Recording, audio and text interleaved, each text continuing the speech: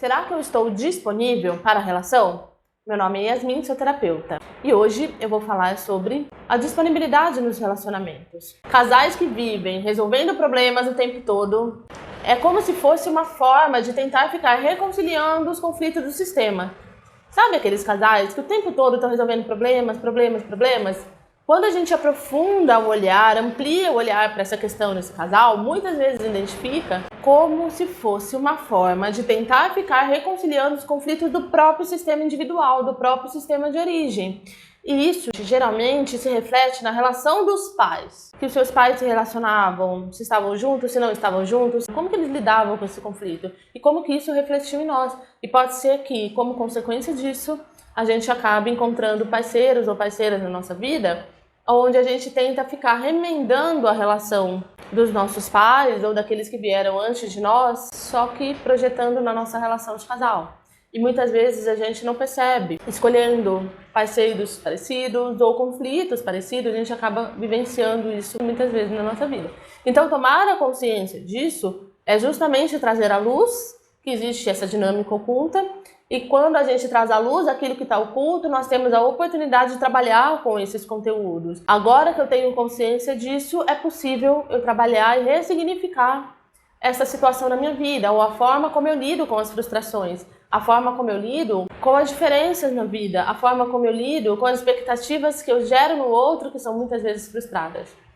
Nesse ponto, pode ser que o nosso parceiro ou a nossa parceira também não esteja 100% disponível para a relação também. Para isso, é preciso ver para onde o casal olha, se eles olham para o mesmo ponto em comum. Aqui é importante ressaltar que a questão da individualidade se sobressai como um fator de solução. Como assim? Vamos lá. Sobre a relação de casal ser uma relação entre dois sistemas e encaixe nesse contexto. É importante que cada parte possa olhar para o seu próprio sistema e resolver essas questões.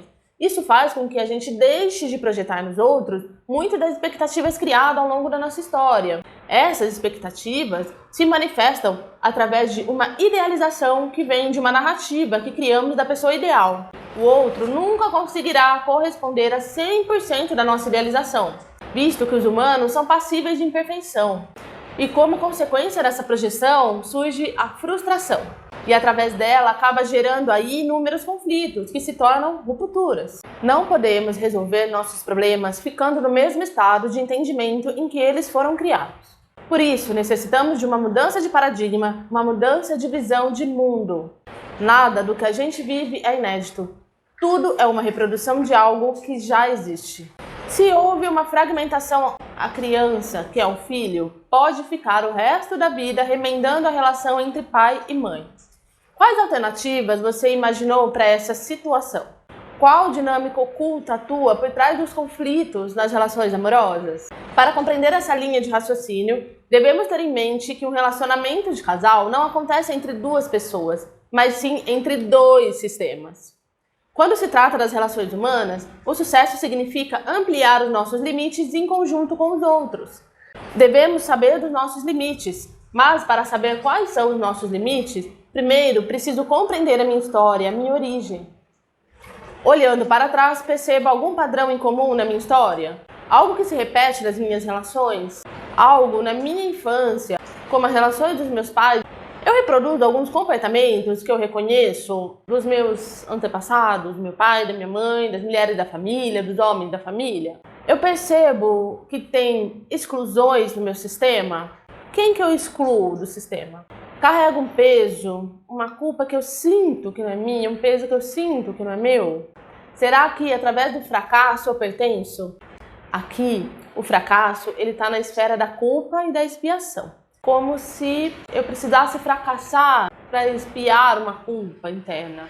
Ou seja, muitas vezes não nos damos o direito de ser feliz nas relações, na profissão, com o nosso corpo, com a nossa vida, pois temos a ideia equivocada de que através do fracasso eu pertenço, porque nós temos um desejo profundo e inconsciente de pertencer.